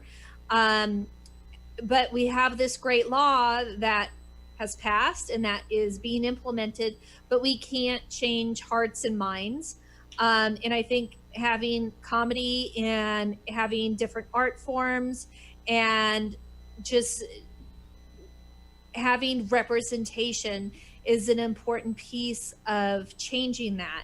And I hope that comedy shows, I hope that cities, I hope that states, I hope that everybody engages in a way to celebrate the ADA in the communities that they're in, because it is one of the few minority groups that you'll all be a part of one day. So just put the ramp in now, because you're going to need it. Or just caption the TV show, because you're going to need it. So that is what I would want to add. That's I like that. Put the ramp in now. You're going to need it. I don't want to. I mean, I do want to pick on the president, but he had trouble with ramps, which I talked about. Okay, and so and what I just said online recently was because he did a whole act out. He did a whole act out with that during his speech, and a lot of very progressive people were like, "Oh, it's the diapers that he's wearing, and he can't walk down a ramp. He must have had a stroke. He's incompetent." Like to use that in the face of all kinds of things that he says all day long. Like, why are you focusing in on a disability thing? It's showing your ableism. But I kind of think it's funny that the ramp, that he blamed the ramp, and it reminds me of like kids when like a 3-year-old hits their head on a table, and you go, bad table, and it feels like he's saying bad ramp, and for making fun of people with disabilities and putting Betsy DeVos in charge of special ed. I'm like, I think the ramp got him back for everything. So that's what I think. I mean, I was going to say guilty of making fun of him. Blog from last week when I talked about it, I said that it was kind of apropos since he made fun of people with disabilities by mocking them, that suddenly he's having trouble walking down a ramp, which is something I have to do often in 6-inch heels. And so if I can do it in 6-inch heels, like, come on, bro, you're in loafers. Because 6-inch heels are just hard to stand in. Let alone a ramp. And why wasn't the ramp an accessible ramp? I mean, if it was so freaking steep, come on. Why was it that steep? Maybe have something up to code. That's a good lesson. I read that he blamed his shoes. That the shoes they're on the wrong foot or something wild. No, they're very expensive shoes. Oh. Very expensive shoes that had a sole that So. Okay. Whatever. Again, just make a better ramp. Make a better ramp. Are you ready, Nina G, for rapid fire questions? Okay, we'll see. And I do have a language processing disability, so we'll see how this goes. Go. Okay. What is your favorite thing about the existence of brunch? About the existence of brunch. Grunge. Brunch. Like grunge, like no, the music? Like breakfast and lunch, brunch. Oh, brunch. Mm-hmm. What's my favorite thing about it? Mm-hmm. Okay, see, this is when you ask a dyslexic questions like this. This is what happens. Is there a better way for me to ask? No. Okay. Clarification. It's not going to be so rapid fire. No one. My favorite thing of. Mm-hmm. Oh, I was going to say no one really does it rapid fire, so I like your enthusiasm to try. Okay. So my favorite thing about brunch is that you don't have to wake up early. That's it. Very good answer. When you put on a bra, do you clasp it in front and spin it around, or do you clasp it in back? Oh, I don't have the flexibility and skills to clasp it in the back. You crazy? Only one person I've ever asked, and that was Chelsea, is a back clasper. So I'm not sure if anybody besides Chelsea, who's good at everything, has the flexibility and skills. How high is too high for high heels? Anything past 3 inches. Oh, okay. So you won't want to borrow my shoes. If you were doing a show tonight, what would your walk-up song be? You Ain't Seen Nothing Yet by BTO. Do you know that song? I do. You are you old enough? You know why? You know why? Do I know why I know that song? No. Do you know why I chose that song? Oh, no. I know. I know why I'm old enough, because I was born in 1983. Okay, sing it. Sing I'm it, not a singer. and- You ain't and seen we'll see if you nothing get yet. it. Oh, baby. That part? Yes. Yeah. And so it's the story behind it, and I've heard a few versions, is that the singer's brothers stuttered, and he came in once and he was all excited. He's all baby and doing that. So that's the song. So I'm taking it back. Is that always your walk-up song? For the most part, yes. I think that's kind of my cool. Standard. Very cool. What's your favorite show to perform in? My favorite show to perform in.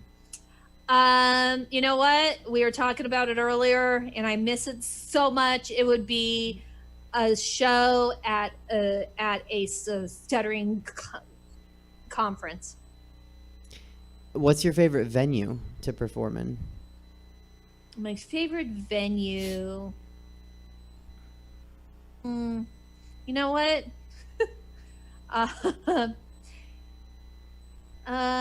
You know, it's the one that comes to mind that doesn't book me enough for me to plug them. So I'm not gonna say. Fair enough. I asked this question of everybody, but I'm sure you're going to have multiple answers, so you can give the best one or whatever you want to do here. What is the funniest thing an audience member has ever said to you after a set?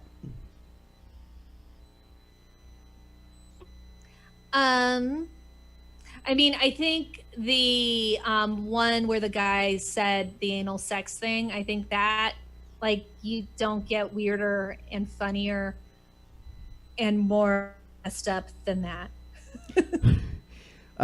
Who is your favorite comic? So my two favorite comics that have kind of inspired me the most are Emo Phillips and Paul Mooney. Oh, very cool. I just don't hear those two put together a lot. So, who is your favorite stutterer? My favorite stutterer, famous or non-famous? It's up to you to define the parameters. I don't think I can choose a non-famous stutterer. I mean, Marilyn is always a go-to. But there has to be another one. Moses. Moses is like he's like the OG. He is.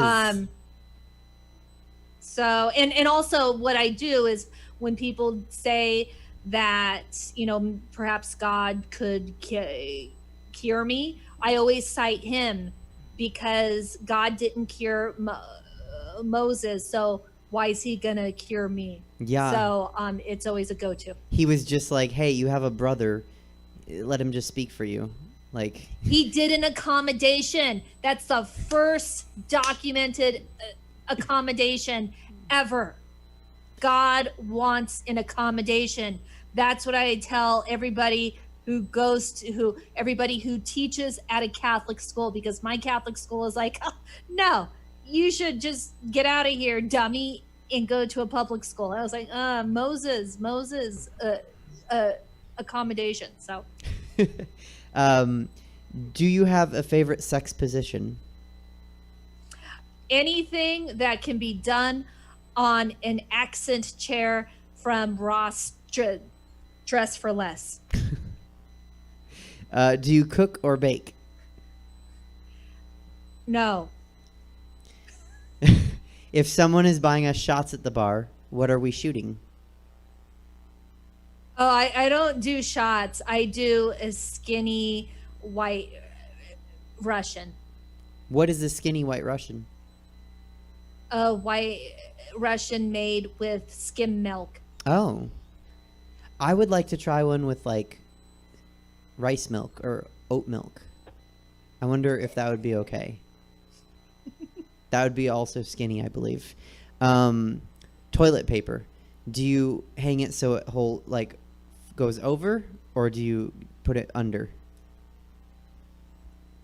Why would you hang toilet paper when you could just take it and do it like this? See this? This isn't hung. I just do this. That's a waste of time. Why would I waste time hanging toilet paper? Fair enough. Do you have a favorite drag queen? A favorite drag? I mean, the Divine has to be, and John Waters. It's a movie. Hairspray just changed how I looked at that fashion. And this is because of John Waters, and because I'm Italian, but it's mostly because of John Waters that I embraced the 60s and 50s. He ate dog shit. Come on. Well, I was going to say we're very pro-Italian on the show, but that's for you, not for John Waters eating dog shit. Either way, it could work either way. Not for me, but do you have a favorite drag king? Have you ever heard of drag kings? Yes. I was trying to think about that. I'm sure Judy Tenuta did Elvis once. I don't know. Maybe Dave could confirm or deny that if Judy Tenuta ever did Elvis.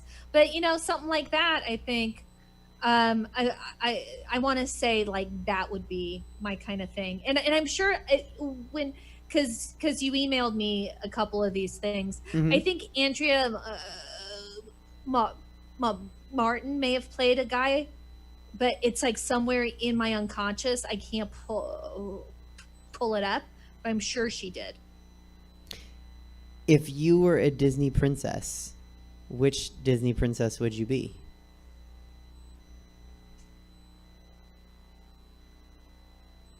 I don't want to be a Disney princess. That would suck.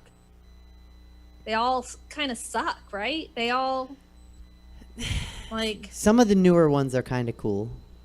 Yeah, I don't know. None of them had the clothes that I would want, Disney princess. Yeah, I don't think any of them. I think I don't identify with Disney princesses at all. That is an answer. Finally, what are you most excited for once the quarantine is finally lifted and masks aren't required and life goes back to normal? What are you excited to do? Hug my parents. I don't believe anyone said that yet. That's a good answer. Well, because you're probably interviewing a bunch of anti-social comics. No, I interview people I like. So. Okay. Oh, yeah. Good. Yeah, mostly good people. I just don't think anyone has said. Okay. Most people have said go out to the bars and hug my friends, but no one's kept it at home. So that's cool. That's all I got. Well, thank you.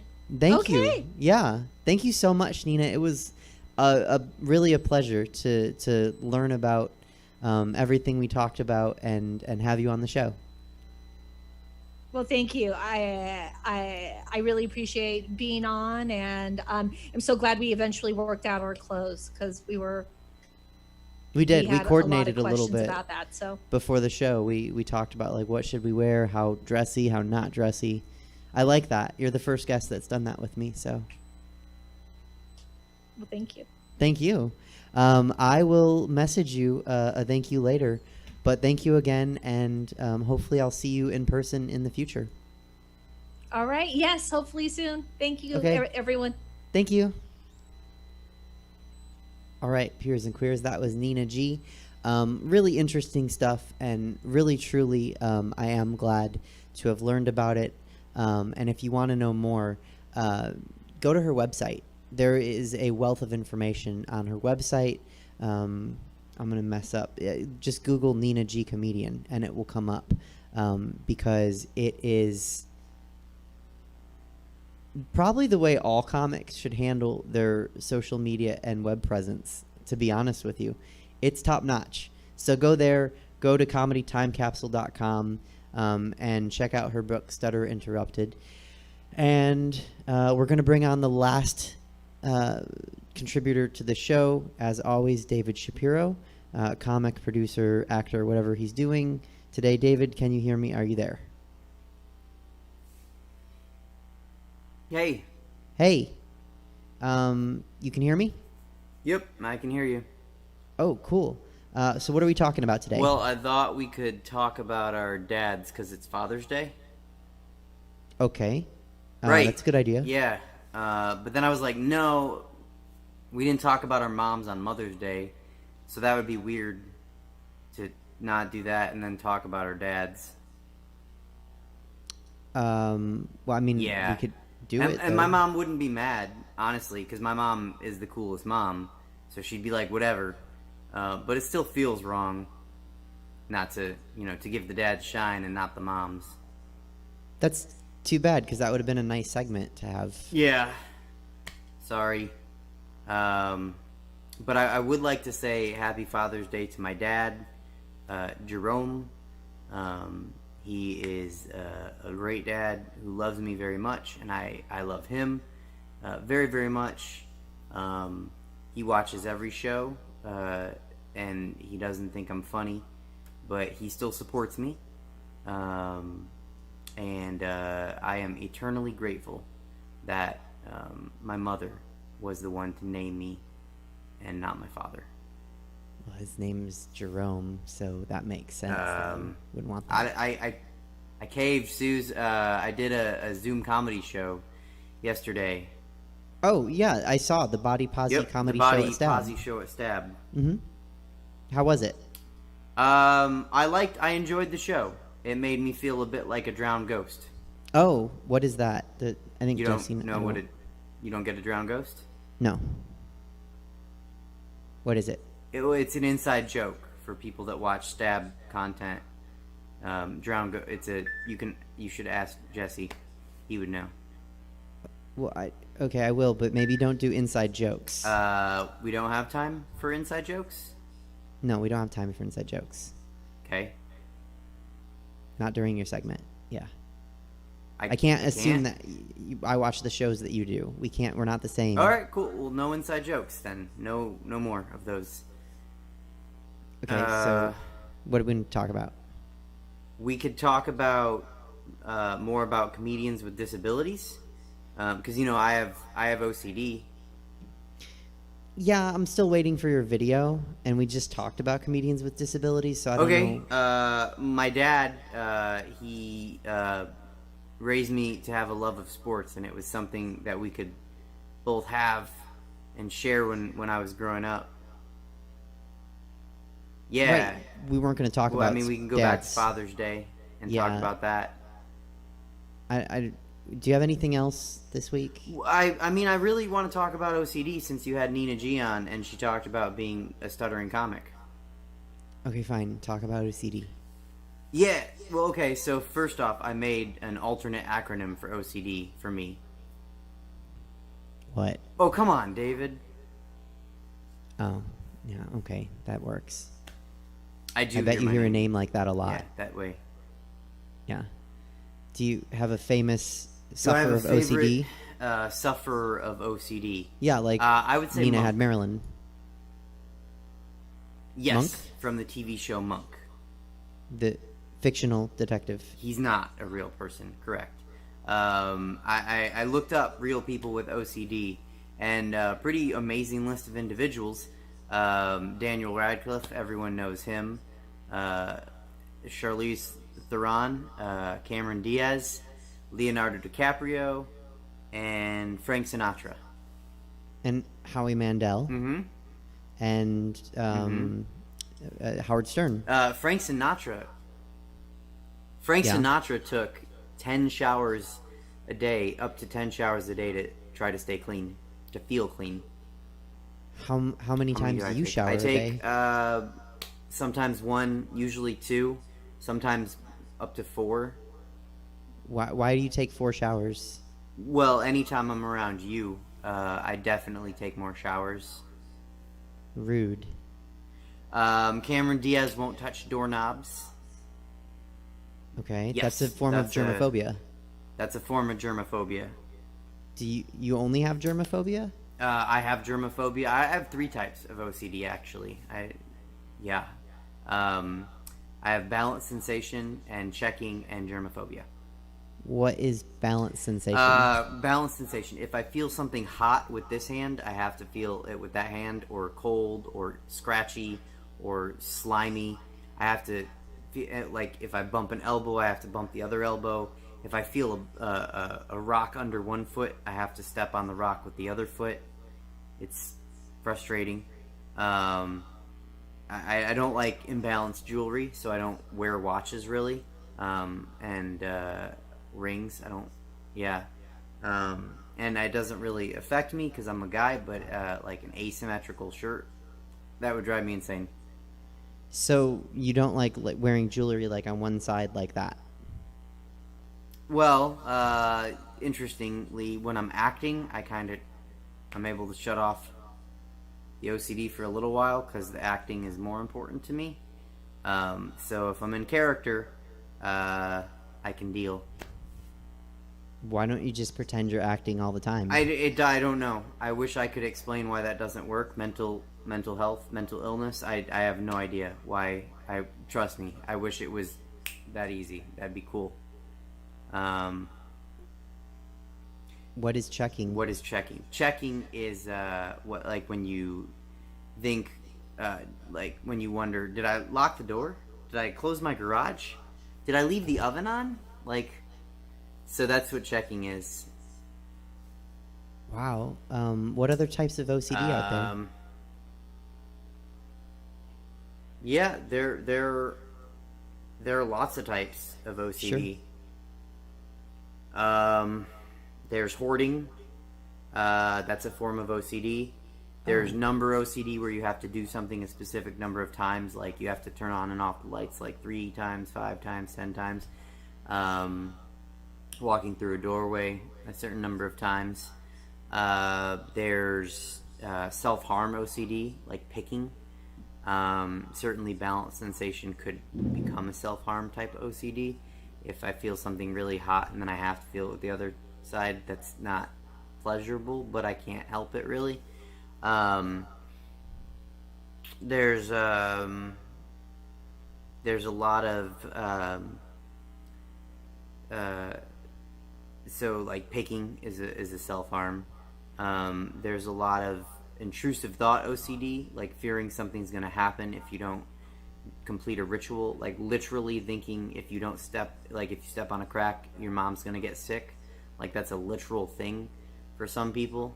There's a lot of OCD tied to religion or sexuality with intrusive thought as well. It can really be awful for people. So what can someone do if they suffer from OCD? Well, you can seek help, and hopefully it's you can get it in time to mitigate or relieve the symptoms. Okay. If any of your viewers are interested in learning more, I'm not a doctor, but I could point them towards the right resources to learn more, or they could Google. If any of this sounds familiar to you and you think you have it, just Google, and that to can find help. resources. Are there any upsides to having OCD? Any upsides to OCD? I mean, it's basically destroyed my existence and my life, and I'll never not have it, and I have to deal with it. I pay really good attention to detail, and I get a free dog, an emotional support dog on the plane. Oh, that's it. Well, I wouldn't want to have OCD. Yeah, I wouldn't want anyone to have OCD. It's pretty miserable. Especially you, Suzette. I wouldn't wish OCD on you. Thanks. Yeah, that's all I have for today. Okay. That wasn't really funny. Bye. But bye. Thanks for coming on, David. See you next week. And happy Father's Day to my father as well. I didn't say that yet in the show, but it is Father's Day. I should have said that at the time check at the start. Thank you again to all the contributors and guests. Thank you to Jesse.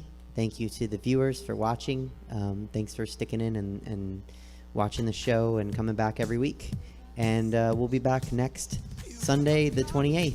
We'll see you then.